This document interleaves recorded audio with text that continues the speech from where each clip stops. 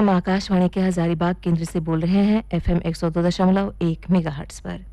अभी की महिलाएं, जैसा कि हमने कहा कि घर से बाहर निकलने की इजाज़त उन्हें धीरे-धीरे मिल रही है और महिलाएं भी हर एक क्षेत्र में अपना परचम लहरा रही हैं, हर एक क्षेत्र में अपनी काबिलियत को प्रदर्शित कर रही हैं।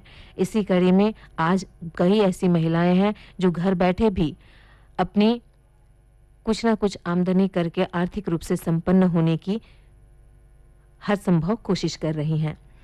इसी कोशिश में हम आइए आपको सुनवा रहे हैं एक भेंट वार्ता। हैंडक्राफ्ट भी हो सकता है रोजगार का बढ़िया जरिया, जो आजकल महिलाएं घर बैठे कर रही हैं। इस बारे में विस्तार से जानकारियां दे रही हैं वर्षा सिंह और इनसे हमारी ओर से बातें की हैं श्वेता रानी ने। तो आइए सुनते हैं इनके इस बातचीत को।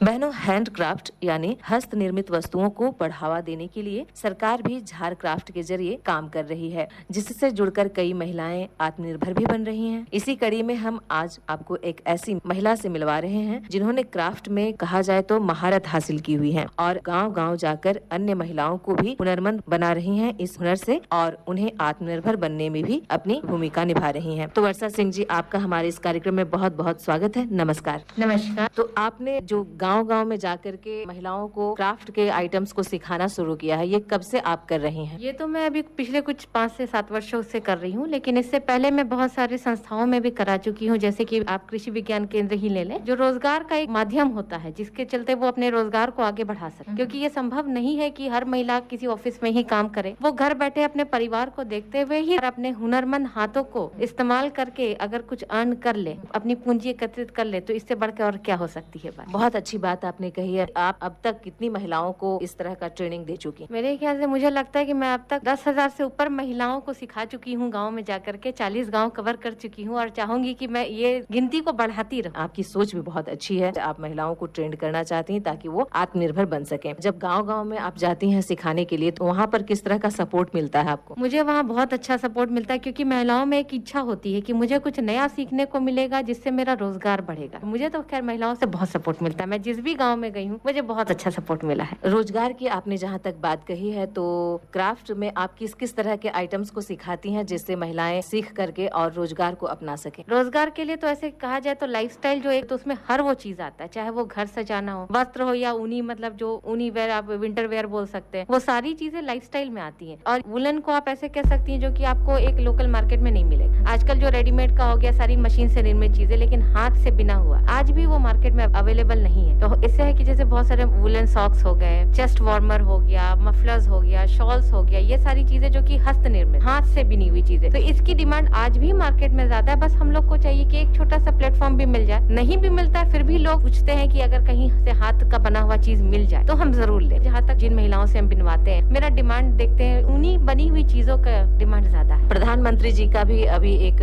लॉकडाउन और कोरोना जैसी वैश्विक महामारी के बीच उनका एक आया संदेश लोकल फॉर वोकल के लिए, कि हमारा जो देश है उसमें जितनी सारी हस्त निर्मित वस्तुएं हैं या हम जिस तरह की चीजों का उत्पादन करते हैं, उसकी खपत अगर लोकल लोगों के द्वारा ही बनाई और खरीदी जाए तो हमारे देश की जो अर्थव्यवस्था है वो ज्यादा ऊपर उठ सकेगी। बिल्कुल, क्योंकि देखिए आप कितना बाहर से चीज लेंगे, और ये संभव भी नहीं है हम भारतीयों के लिए कि हर चीज को हम बाहर से निर्यात करके तब उसको यूज करें, क्योंकि हमारे देश में बहुत सारी लोकल चीजें हम उसी को यूज कर सकते हैं। हमारे देश में हर चीज मिलता है, बस ये है कि उसका नजरिया बदल दीजिए, उसका लाइफस्टाइल बदल दीजिए, चीज अपने आप खूबसूरत हो जाती है। तो आपने सजावट की बात कही मैम, कि घर में जो सजावट के सामान होते हैं उसका क्राफ्ट आप बनाती हैं, और जो पहनने के लिए जो वुलन का जो सामान होता है वो सब भी आप बनाती हैं। तो किस किस तरह के आइटम्स को आप बनाती हैं? वुलन्स में जैसे आप अंगूठे वाले सॉक्स हो गए, शूज वाले सॉक्स हो गए, चेस्ट वार्मर है जो कि आपका हाई नेक भी है और आपके चेस्ट और बैक को भी कवर करता है, वो कोई भी एज ग्रुप के लिए भी बनाया जा सकता है। शॉल हो गया, मफलर हो गया, टोपी हो गया, ये एसेसरीज ऐसी चीजें जो हर कोई विंटर में लेना चाहता है। स्वेटर जरूरी नहीं है कि हर कोई स्वेटर ही ले, ये भी चीजें जरूरी है जिसको एसेसरीज हम बोलते हैं। तो ये विंटर एसेसरीज है कि हर कोई लेना चाहता है, और अगर हाथ का बुना हुआ मिल जाए तो कोई भी लेना चाहेगा इसको। घर में सजावट वाली वस्तुओं की बात आपने कही मैम, तो उसमें किस तरह के आइटम्स आप बनाती हैं? घर में इंटीरियर डेकोरेशन में जैसे आप कुशन्स ले लीजिए, फिर आपके टेबल क्लॉथ पे एम्ब्रॉयडरी हो गई, उसके बाद आपका बहुत सारे लम्बासा वर्क है, सिरामिक वर्क है, फ्लावर मेकिंग है। दिवाली के टाइम में फ्लावर्स के साथ लाइट लगा करके जो कि आप खुद घर में बना सकती है। बहुत सारी ऐसे पेपर क्राफ्ट है जिसमें आप दिया रख करके अपने घर को इतना खूबसूरत बना सकती हैं कि कोई कहेगा कि मार्केट से खरीदा हुआ चीज है। तो बस ये है कि थोड़ा सा क्रिएटिविटी किसी भी चीज में आप ला दीजिए तो वो खूबसूरत हो ही जाएगी। जैसे अब वेडिंग वगैरह भी हो गया तो उसमें गिफ्ट पैकिंग हो गया, उसका आइडियाज हो गया। फिर बहुत लोग शगुन का जो एनवेलप होता है जो कि लोग शगुन में देते हैं, वो सब आइटम्स है जो कि अलग हट करके, और जब आप शादी ब्याह में इसको प्रस्तुत करते हैं तो लेने वाले को भी उतनी खुशी होती है कि मुझे कुछ अलग हट के मिला। तो ये चीज है कि शगुन के भी बहुत सारे आइटम्स है जो कि आप सीख सकती हैं, महिलाएं सीख सकती हैं। जैसे ट्रे वगैरह हो गई, शादी में थाली वगैरह जो होते हैं लोग गिफ्ट देते हैं। आजकल तो ये प्रचलन चला हुआ है कि लोग जो आते हैं अच्छे गेस्ट जो उनके नजदीकी होते हैं, साथ में एक डिब्बा जैसा बना करके उसमें मिठाई हो गया या कुछ चीजें हो गई, तो वो बैग वगैरह में भी लोग आजकल देते हैं। तो ये जैसे कपड़े के बैग हो गए जो कि बोलते हैं, जो चमकीले कपड़े होते हैं ब्रोकेट टाइप के, उसके लोग बनाते हैं। तो ये भी आजकल काफी प्रचलन में चला हुआ है, जो कि मेरे द्वारा मैं देखी हूँ कि बहुत सारी महिलाएं वो सीखती है कि नहीं भाभी जी ऐसा सिखाइए मैडम कि हम उसको करें तो भाई हमको अच्छा अर्न हो जाए। तो लोग पसंद भी करते हैं। और अब तक जो मुझे फीडबैक मिला है महिलाओं से, ये मिला है कि मैडम जो हमने शगुन का सामान सीखा इससे काफी शादी ब्याह के टाइम उन्हें फायदा होता है, उनका बहुत अच्छा अर्निंग हो जाता है। मतलब किसी को उपहार देना हो शादी ब्याह के मौके पर, तो उसमें इस तरह के जो हैंडमेड क्राफ्ट होते हैं उनका मांग भी बहुत ज्यादा होता है। और भी किस किस तरह के क्राफ्ट्स होते हैं? सबसे पहले तो कहना चाहेंगे जैसे पेपर बहुत ही उपयोगी चीज है। तो ये पेपर बैग लोग बहुत पसंद करते हैं क्योंकि लोग प्लास्टिक अवॉइड पेपर बैग बनाते हैं जो कि बहुत हर चीज में काम आता है। आप किसी को गिफ्ट दे दीजिए, कपड़ा दे दीजिए, या उसमें कुछ भी आप उसमें डाल करके, एक छोटे से बच्चे को भी आप गिफ्ट देते हैं तो एक पेपर बैग में दीजिएगा तो उसका लुक और जो मतलब जो फील आता है वो लेने वाले को भी अच्छा होता है, देने वाले को। उसके बाद जैसे लमासा वर्क हो गया तो वो भी एक ऐसा आइटम है जिसको आप धो सकते हैं। जैसे अगर डस्ट पड़ गया किसी क्राफ्ट आइटम पे तो उसको आप धो भी सकते हैं। सिरामिक वर्क हो गया, सिरामिक वर्क में भी सिरामिक से बनी चीजें होती है, वो भी बहुत अच्छा एक आइटम है जो कि मतलब इसको भी आप हमेशा धो सकते हैं, पोंछ सकते हैं, ऐसा नहीं कि ये कभी खराब हो जाएगा। उसके बाद आपका फ्लावर वगैरह हो गया, तो फ्लावर्स को भी जो स्टॉकिंग वाले फ्लावर्स हैं चाहे ये सब है तो इसको भी आप एक बार पानी से धो सकते हैं अगर आपके कोई भी आइटम पे डस्ट पड़ जाता है। तो ये सब आइटम है जो कि लोकल भी मिल जाता है, लोकल मार्केट में अवेलेबल भी है, यूज करके आप साफ सफाई भी रख सकते हैं। बहुत सारी चीजें पॉट पर भी है, मान लीजिए आपके घर में कोई पुराना पॉट है, आप उसको डेकोरेट कर लीजिए, उस पर आप लमासा से सिरामिक वर्क से वर्क कर सकते हैं। तो ये भी बहुत ही अच्छा आइटम है, मतलब कोई भी चीज को आप उसको रीयूज कर सकते हैं। बहुत सारी आइटम है, अब जैसे फाउंटेन्स वगैरह बनते हैं तो घर में पुराने टब है, बाल्टी है, उनका यूज होता है, उनको यूज करके आप मतलब अपने घर का एक इंटीरियर ही चेंज कर सकते हैं। घर में अगर कुछ भी यूजलेस चीज पड़ा हुआ है जो पुराना हो चुका, खराब हो चुका, तो उसको भी हम नया लुक दे करके घर के सजावट को बढ़ा सकते। टब वगैरह जो है मान लीजिए पुराना हो गया, आप अब नया चाहते हैं तो उसको आप फाउंटेन बना लीजिए। घड़ा वगैरह पुराने, जैसे पानी का जो सुराही होता है वो पुराना हो गया हो, 1 साल के बाद लोग जनरली पानी उसमें नहीं पीते हैं, लेकिन आप उसको आप एक फाउंटेन का रूप दे सकते हैं। दिए हो गए, पुराने दिए घर में पड़े हैं, उसको भी आप यूज कर सकते हैं फाउंटेन वगैरह में। तो मतलब बहुत सारी चीजें जो कि आपके घर से ही निकल करके फिर से घर को सजा देंगे। अगर क्राफ्ट में हम मटेरियल्स की बात करें मैम, तो किस किस तरह के मटेरियल्स इसमें यूज होते हैं और एक क्राफ्ट बनाने में कितना कॉस्ट आता है, खर्च क्या? कॉस्टिंग तो इससे सब चीज का अलग अलग है। आप मान लीजिए एक पेपर बैग बनाती हैं तो मान लीजिए अगर आप 5 रुपए का पेपर लेती हैं तो वो ठीक है, वो 5 रुपए का पेपर, लेकिन जब वो बनता है उसका जो वैल्यू होता है वो 100 रुपीज हो जाता है मार्केट में। जैसे आप अमेजन वगैरह में देखिए, आज का जो ट्रेंड चल रहा है, एक 5 रुपए के बैग को अमेजन पे 100 रुपीज में बेचा जाता है या उससे भी ज्यादा। 100 तो हम बता रहे, लेकिन आप जब अमेजन सर्च करिएगा उस पर आप देखिए सिंपल पेपर बैग का 150, 200, क्योंकि कंपनी का लेबल लगा। लेकिन यही जब हम बना करके लोकल मार्केट में देंगे तो इससे क्या होगा, महिलाओं को तो रोजगार मिलना ही है, प्लस जब वो चीज खूबसूरत लगती है तो लोग लेते ही हैं। एक पेपर बैग बनाइए, एक 5 रुपए के पेपर में अगर एक महिला को उसमें अगर प्रॉफिट होता तो समझिए उसका घर की स्थिति कितने अच्छे से सुधर सकती। साड़ी बैग की भी बात करते हैं तो आप एक सैटिन कपड़ा लेती हैं बाजार में, अगर मान लीजिए 40 रुपए मीटर मिलता है, एक 40 रुपए मीटर में मान लीजिए आपका जो श्रम लगा, मान लीजिए आधे घंटे का श्रम लगा उस बैग को बनाने में, लेकिन जब वही चीज मार्केट में जाती है, मान लीजिए अगर 100 रुपए लागत लगा, जो सुई धागा हो गया, चेन लग करके, वो मार्केट में आप जा करके देखिए, अगर आप ऐसे ही जाते हैं वो चीज आपको 350, 400 से नीचे एक साड़ी बैग नहीं मिलेगी। लेकिन जब आप बनाते हैं किसी चीज को, एक तो आप सीखती भी हैं, उसके बाद जब आप उसको बनाती हैं उसके बाद उसकी डिमांड को आप देखिए, तो इससे आप समझ सकती हैं कि मतलब एक 100 रुपए की चीज से अगर एक महिला दिन भर में 2-3 घंटे भी उस चीज में देंगी तो उनको कितना प्रॉफिट होगा। इसके अलावा आप और क्या कुछ बना लेती हैं?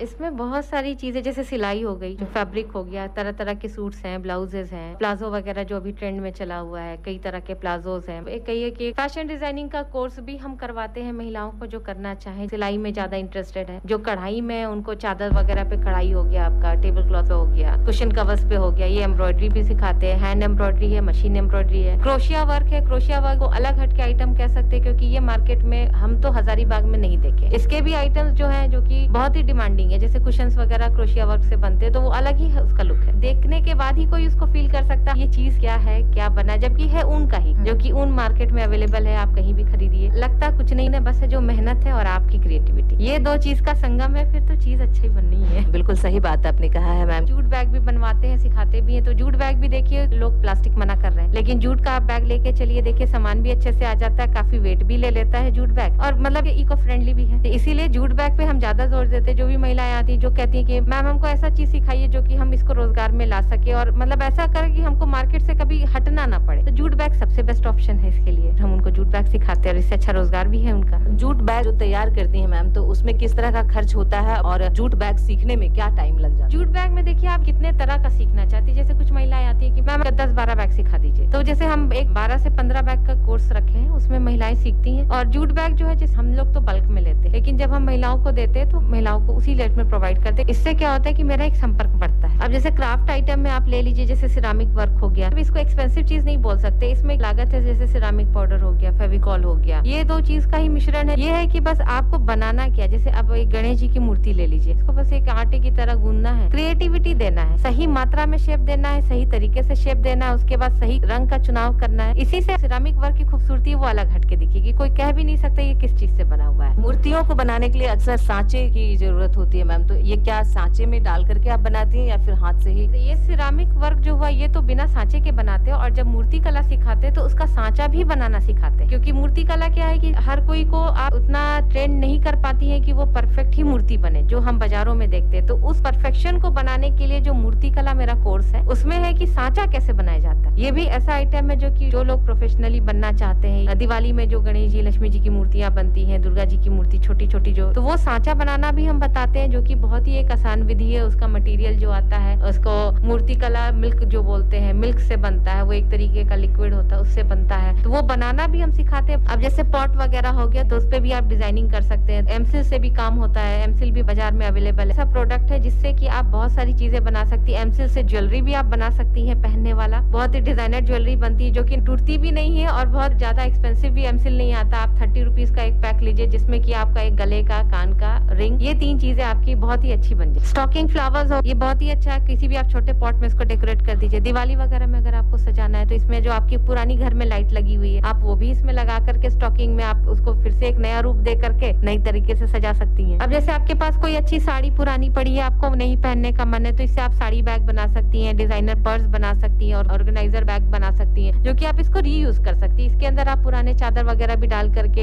एक बेस दे करके बहुत अच्छी अच्छी चीजें बन जाती है। बस यही है कि आप उसको किस रूप में यूज करती हैं, क्या डिजाइन डालती हैं, उसमें थोड़ा क्रिएटिविटी डालती हैं। तो वर्षा सिंह जी, आपने बहुत सारी बातें बताई, आपने कीमती समय दिया, इसके लिए बहुत बहुत धन्यवाद। का भी धन्यवाद। क्या